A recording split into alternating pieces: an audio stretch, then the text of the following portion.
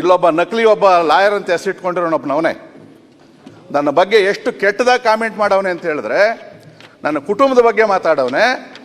ಇವನು ಹೋಗ್ತಾ ಇರೋದು, ಇವನು ಬ್ಲ್ಯಾಕ್ ಮನಿ ವೀರೇಂದ್ರ ಹೆಗ್ಡೆ ಅವ್ರ ಹತ್ರ ಇಟ್ಟವನೇ. ಇವನು ತಿರುಪ್ತಿಯಲ್ಲಿ ಇಟ್ಟ ಏಕವಚನದಲ್ಲಿ ಮುಖ್ಯಮಂತ್ರಿಗಳ ಬಗ್ಗೆ ಮಾತಾಡವನೆ. ಅದೇ ವ್ಯಕ್ತಿ ಗೃಹ ಮಂತ್ರಿಗಳ ಬಗ್ಗೆ ಮಾತಾಡವನೆ, DK ಶಿವಕುಮಾರ್ ಅವ್ರ ಬಗ್ಗೆ ಮಾತಾಡವನೆ, ಮಾಜಿ ಮುಖ್ಯಮಂತ್ರಿಗಳ ಬಗ್ಗೆ ಮಾತಾಡವನೆ, ಪೊಲೀಸ್ ಕಮಿಷನರ್ ಬಗ್ಗೆ ಮಾತಾಡವನೆ. ಇವತ್ತು ಕೇಸಲ್ಲಿ ಬೇಲಲ್ಲ ಅವನೇ, ಆಚೆ ಕಡೆಗೆ ಅವನಿಗೆ ಅಶೋಕ್ ಅವ್ರ ಬಗ್ಗೆ ಮಾತಾಡವನೆ. ನೀವು ಮಾತಾಡಿದ್ರೆ ನಿಮ್ಮ ಬಗ್ಗೆನೂ ಮಾತಾಡ್ತಾನೆ ಅವನು. ಯಾರನ್ನ ಕೇಳಿದ್ರೆ ಅವ್ನು ಮೆಂಟ್ಲು ಅಂತಾನೆ. ಮೆಂಟ್ಲಲ್ಲ ಅವನು, ರೋಲ್ ಕಾಲ್ ಅವನು. ಇವತ್ತು ನಾವು ಯಾರಾದ್ರೂ ಯೂಟ್ಯೂಬಲ್ಲೋ ಸೋಷಿಯಲ್ ಮೀಡಿಯಾದಲ್ಲಿ ಸಣ್ಣ ಕಾಮೆಂಟ್ ಮಾಡಿದ್ರೆ ಸುಮೋಟೋ ತಗೊಂಡು ಪೊಲೀಸರು ನಮ್ಮ ಮೇಲೆ ಕೇಸ್ ಮಾಡ್ತಾರೆ. ಏನ್ ಮಾಡ್ಬೇಕು ಹೇಳಿ ಅಧ್ಯಕ್ಷರ? ಅವನು ಹೇಳ್ತಾನೆ ಧರ್ಮಸ್ಥಳದ ಪರವಾಗಿ ಯಾರು ಮಾತಾಡ್ತಾರೋ ಅವರ ಪರ್ಸನಲ್ದು ಏನಿದೆಯೋ ಅದನ್ನೆಲ್ಲ ತಗೊಂಡು ಮಾತಾಡ್ತೀನಿ ನಾನು ಅಂತಕ್ಕಂಥ ನೇರವಾಗಿ ಮಾತಾಡ್ತಾನೆ. ಇವತ್ತುವರೆಗೂ ಅವನು ಒಂದು ಕೇಸ್ ಮಾಡಿಲ್ಲ. ನಾವು CIT ಅವರು ಈ ಥರ ನೀನು ಹೇಳ್ತಾ ಇದೆಯಲ್ಲಪ್ಪ ಅಂತ SIT ಅವರು ಅವನ ಮೇಲೆ ಕೇಸ್ ಮಾಡಿಲ್ಲ. ಗೃಹ ಸಚಿವರು 500 ಕೋಟಿ ರೂಪಾಯಿ, ಗೃಹ ಸಚಿವರೇ ನೀವು ಕೆಲವು ಕೇಸಲ್ಲಿ 500 ಕೋಟಿ ರೂಪಾಯಿ ತಗೊಂಡವನೆ ಅಂತ ಹೇಳವನೆ. ಅವನು ನಕಲಿ ಲಾಯರು, ನಿಮ್ಗೆ ಗೊತ್ತಿರಲಿ. ಆದರೂ ಕೂಡ ನೀವು ಅದು ಯಾಕೋ ಮೂರನೇ ಕಣ್ಣು ತೆಗಿತಾನೆ ಇಲ್ಲ. ನೀವು ನರೇಂದ್ರ ಸ್ವಾಮಿ ಅವರು ಇರೋ ಕಣ್ಣು ಮುಚ್ಕೊಂಡು ಕೂತ್ಕೊಂಡಿದ್ದೀರಾ ನೀವು. ನರೇಂದ್ರ ಸ್ವಾಮಿ ಅವರೇ ಕೂತ್ಕೊಳ್ಳಿ. ಡೇಂಜರ್ ಅಲ್ಲ, ಭಸ್ಮ ಆಗ್ಬೇಕಂತವ್ರು, ಅಂತವ್ರು ಭಸ್ಮ ಆಗ್ಬೇಕು. ಇವತ್ತು SIT ತನಿಖೆಯಲ್ಲಿ ನಿಜವಾದ ತಪ್ಪಿದ್ದವ್ರನ್ನ ಭಸ್ಮ ಮಾಡ್ರಿ, ನಕಲಿ ಅವ್ರನ್ನು ಕೂಡ ಭಸ್ಮ ಮಾಡ್ಬೇಕು. ನೀವು ನಿಮ್ಮ ಹೆಸರು ಜಗತ್ ಜಾಹೀರ ಆಗ್ತದೆ ಅದರಲ್ಲಿ. ಇವತ್ತು ನಾವು SIT ತನಿಖೆಗೆ ಯಾಕೆ ಒಪ್ಕೊಂಡಿರೋದು ಅಂದ್ರೆ ಇದಕ್ಕೊಂದು ಅಂತ್ಯ ಆಡಬೇಕು. ನಾಳೆ ತಿರ್ಗಾ ಇವತ್ತು ಸರ್ಕಾರಕ್ಕೂ ಕೂಡ ಇಲ್ಲ, ಇರೋ ಕಣ್ಣು ಮುಚ್ಕೊಂಡು ಕನ್ನಡ ಹಾಕೊಂಡು ಕುಂತವ್ರೆ. ಅದೇ ಸಮಸ್ಯೆ ಆಗಿರೋದು ನಮಗೆ. SIT ತನಿಖೆದು ಇದು ಅಂತ್ಯ ಆಡಬೇಕು. ನಾಳೆ SIT ಅವನ ಮಾಡಿರೋ ಅಪಾದನೆ ಸುಳ್ಳು ಅಂತ ಹೇಳಿದ್ರೆ ಇದೇ ಯೂಟ್ಯೂಬರ್ಸು ಮುಖ್ಯಮಂತ್ರಿ ಮೇಲೆ ಕಾಮೆಂಟ್ ಮಾಡ್ತಾರೆ. ಬರ್ಕೊಡ್ರಿ ಇವತ್ತೇ. ಗೃಹ ಸಚಿವರ ಮೇಲೆ ಕಾಮೆಂಟ್ ಮಾಡ್ತಾರೆ. ಅವರು ಆ ಧರ್ಮಾಧಿಕಾರಿ ಜೊತೆಯಲ್ಲಿ ಮಿಂಗಲ್ ಆಗ್ಬಿಟ್ರು, ಇವ್ರು ಬ್ಲ್ಯಾಕ್ ಮನೆಯಲ್ಲಿ ಇಟ್ಟವ್ರೆ.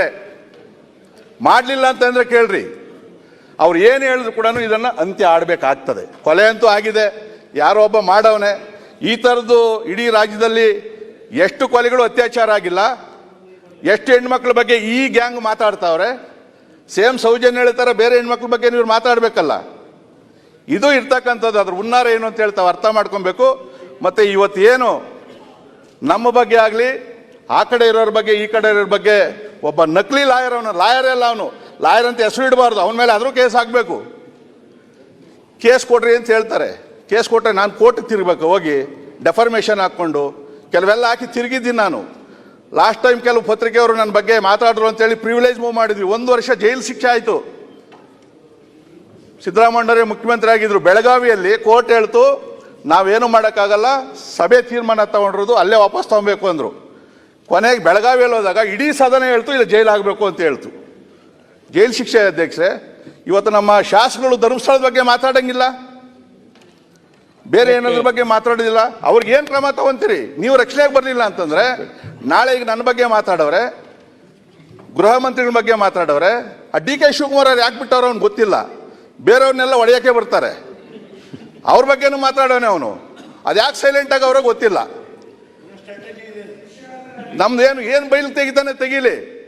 ಇವತ್ತು ನಾಳೆ ಯಾರಾದ್ರೂ ಹೊಡೆದ್ರೆ ಅವನಿಗೆ ಸಬ್ಜೆಕ್ಟ್ ನನ್ನ ಮೇಲೆ ಹಾಕ್ತೀರಿ ನೀವು. ಸಬ್ಜೆಕ್ಟ್ಗೆ ಬನ್ನಿ. ಅಲ್ಲ ಅಧ್ಯಕ್ಷ, ಹೇಳ್ತೀನಿ ಕೇಳ್ರಿ. ಆ ವ್ಯಕ್ತಿನೇ, ಅವನು ಕೂಡ ಆ ಯೂಟ್ಯೂಬರ್ ಅಲ್ಲಿ ಇರೋಂತಾನೆ. ಇಲ್ಲೇ ಕೊಡಗೇಳಿಲ್ಲ ಅವನೇ. 90 ದಿನ ಜೈಲಲ್ಲಿ ಇದ್ದ ಆಚೆಗೆ ಬಂದವನೇ. ಹುಚ್ಚನಾಯಿ ಹೊಡೆದಂಗೆ ಹೊಡೆದವ್ರೆ, ಲಾಯರ್ಗಳು ಹೊಡೆದವ್ರೆ, ಜನ ನೋಡಿತಾರೆ. ನೀವು ಗೃಹ ಸಚಿವರು ದಯವಿಟ್ಟು ಕ್ರಮ ತಗೊಬೇಕು. ಅವ್ನು ಬೇಲ್ ಕ್ಯಾನ್ಸಲ್ ಮಾಡೋದಕ್ಕೆ ದಯವಿಟ್ಟು ಮೂವ್ ಮಾಡಿ ಸರ್. ಕಮಿಷನರ್ ಬೈತಾನೆ ಸರ್, ಬರ್ತ್ಡೇ ಮೊನ್ನೆ ಆಚೆ ಕಡೆ ಒಂದು ಕೇಕ್ ಕಟ್ ಮಾಡಿದ್ರೆ ಅದನ್ನು ಕಾಮೆಂಟ್ ಮಾಡ್ತಾನೆ. ನಾವು ಏನು ಮಾಡ್ಬೇಕು ನೀವು ಹೇಳಬೇಕು. ನೀವು ಇಲ್ಲಿ ಆದೇಶ ಕೊಟ್ಟರೆ ಬಾಯಿ ಮುಚ್ಚಿಸೋದು ಗೊತ್ತು ನನಗೆ. ಇಲ್ಲ ನಮ್ಮ ಹುಡುಗರು ಯಾರೋ ಮುಚ್ಚಿಸ್ತಾರೆ. ಇಲ್ಲ ಸಿದ್ದರಾಮಯ್ಯ ಶಿಷ್ಯರು ಮುಖ್ಯಮಂತ್ರಿಗೆ ಮಾತಾಡಿದ್ರೆ ಬಿಡ್ತಾರೆ ಅವ್ರ ಶಿಷ್ಯರು, ಅವ್ರು ಹೊಡಿಬೋದು. ಅಲ್ಲಿ ಹೊಡೆದ್ರೆ ಕೇಸ್ ನನ್ನ ಮೇಲೆ ಬರ್ತದಲ್ಲ. ಸದನದಲ್ಲಿ ನೀನೇ ಮಾತಾಡಿರೋದು ಏನೋ ಮಾಡ್ತೀನಿ ಅಂತೇಳಿ FIR ನಂದು A1 ಬರಬಾರ್ದು. ಇಲ್ಲ ನೀವು ಕ್ರಮ ತಗೊಳ್ರಿ. ಇದನ್ನು ಮಾಡಲೇಬೇಕು ಅಧ್ಯಕ್ಷರೇ. ಯಾರೇ ಆಗಲಿ ಸುಳ್ಳು ಅದು ಚರ್ಚ್ ಬಗ್ಗೆ ಇರಲಿ, ಮಸೀದಿ ಬಗ್ಗೆ ಇರಲಿ, ದೇವಸ್ಥಾನ ಬಗ್ಗೆ ಆಗಲಿ ಅನಾವಶ್ಯವಾಗಿ ಈ ಥರ ಕಾಮೆಂಟ್ ಮಾಡಿದ್ರೆ ದಯವಿಟ್ಟು ಸರ್ಕಾರ ಆ ಕಡೆ ಈ ಕಡೆ ಅಂತಲ್ಲ, ಯಾಕಂದರೆ ಧರ್ಮಸ್ಥಳದ ವಿಚಾರದಲ್ಲಿ ನಾವೇನಾದರೂ ಅಪಚಾರ ಮಾಡಿದ್ರೆ ನಿಮಗೂ ಸಮಸ್ಯೆ ಆಗ್ತದೆ, ಈ ಕಡೆಗೂ ಸಮಸ್ಯೆ ಆಗ್ತದೆ. ಇದು ಯಾರು ನಾವೇನು ರಾಜಕೀಯ ಮಾಡಬೇಕು ಅಂತಿಲ್ಲ ಇದರಲ್ಲಿ. ಇದನ್ನು ಭಾಳ ಸೀರಿಯಸ್ ಆಗಿ ತಗೊಬೇಕು. ಯಾವನ ಯೂಟ್ಯೂಬರ್ ಮಾತಾಡ್ತಾನೆ ಸಂಬಂಧಪಟ್ಟದನು ಓಕೆ ಅವನ್ನೆಲ್ಲ ಸುಮ್ಮನೆ ಇಟ್ಕೊಂಡಿದ್ದೀವಿ ನಾವು. ಇದನ್ನ ಕಠಿಣ ಕ್ರಮ ತಗೊಬೇಕು ಅಧ್ಯಕ್ಷ. ಧನ್ಯವಾದಗಳು. ಸಭಾಧ್ಯಕ್ಷರೇ, ನಮಸ್ಕಾರ ಕರ್ನಾಟಕ. ಇವತ್ತು ಸದನದಲ್ಲಿ ಧರ್ಮಸ್ಥಳ ವಿಚಾರ ಚರ್ಚೆ ಆಗಿದೆ.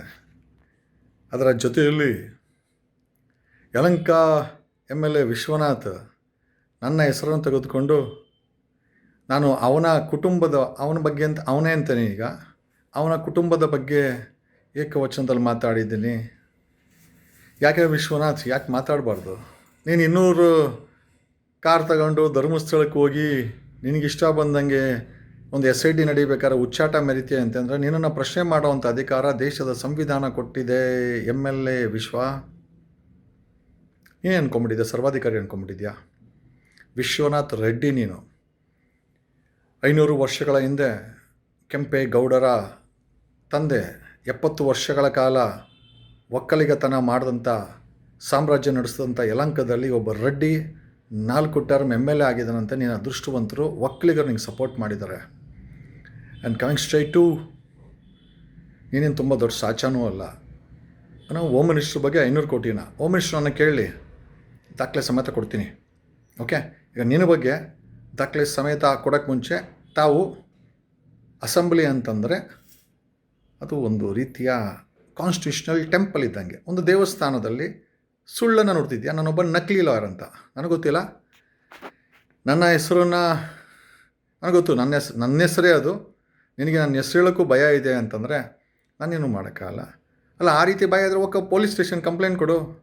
ಯಾಕೆ ಪೊಲೀಸ್ ಸ್ಟೇಷನ್ ಕಂಪ್ಲೇಂಟ್ ಕೊಡೋಕ್ಕಾಗಲ್ವಾ? ನಮ್ಮ ಪೊಲೀಸ್ ಕಮಿಷನರ್ಗೂ ನಾನು ಕೇಳ್ತೀನಿ.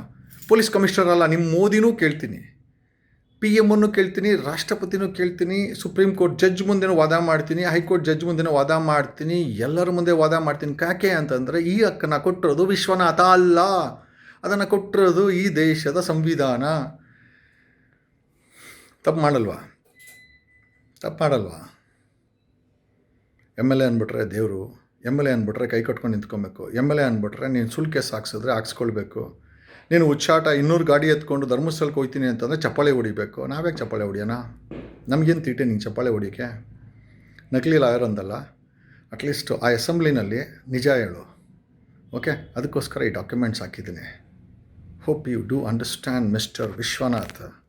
ತಾವು ಸಂವಿಧಾನ ಓದಿದರೆ ಖಂಡಿತವಾಗಿ ಮಾತನ್ನು ಆಡ್ತಾ ಇರಲಿಲ್ಲ. ಯಾಕೆ ಅಂತಂದರೆ ಪ್ರಜೆಗಳೇ ಪ್ರಭುಗಳು ಅಂತ ಹೇಳ್ತಾ ಇದ್ದಾರೆ. Citizen is the king of the, ಈ ಒಂದು ಸಂವಿಧಾನದ ಕಡೆ ಒಬ್ಬ ಸಿಟಿಸನ್ನೇ. ಒಂದಂತೂ ನಿಜ, ಲವ್ ಯು. ನನ್ನ ಹೆಸರನ್ನ ಅಸೆಂಬ್ಲಿನಲ್ಲಿ ರೆಕಾರ್ಡ್ ಮಾಡಿಸ್ತಲ್ಲ, ಮುಂದೊಂದು ದಿನ ಈ CM ಆಗುವಂಥ ಜಗದೀಶ್ಗೆ ಇದು ಮೊದಲನೇ ಹೆಜ್ಜೆ. ಅಸೆಂಬ್ಲಿನಲ್ಲಿ ನನ್ನ ಹೆಸರು ಚರ್ಚೆ ಆಗಿರೋದು ಮೊದಲನೇ ಹೆಜ್ಜೆ. ಅದು ಯಾರ್ಯಾರ ಹೆಸರು ಹೇಳಿದೆ? ಅಶೋಕ್ ಹೆಸರು ಹೇಳ್ತೀಯಾ? ಅಶೋಕ್ ಮಾತಾಡಲ್ಲಮ್ಮ. ಅಶೋಕ್ ಬಾಮ ಇದ್ದರು ಇಲ್ಲಿ ಕೊಡಿಗಳ್ಳಿನಲ್ಲಿ ಟ್ರಸ್ಟ್ ಪ್ರಾಪರ್ಟಿನ ಮಾರಕ್ಕೆ ಬಿಟ್ಟವ್ರೆ, ಹಂಗಾಗಿ ಅವನಿಗೆ ಭಯ.